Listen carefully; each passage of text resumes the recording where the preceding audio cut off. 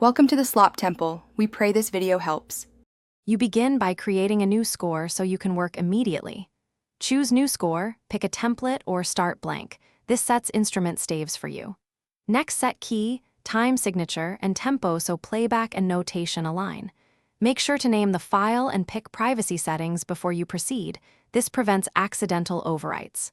Once done, save and confirm the staff layout matches your arrangement, so you can start entering notation without reconfiguring later. Now you enter notes and refine musical details.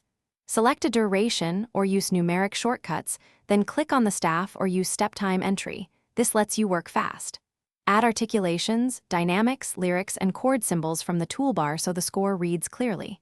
Use range selection to copy, paste, or transpose phrases. Quantize to fix rhythmic imprecision and hit play to check timing. Once comfortable, group measures with bar lines or repeat markers to organize form before final tweaks.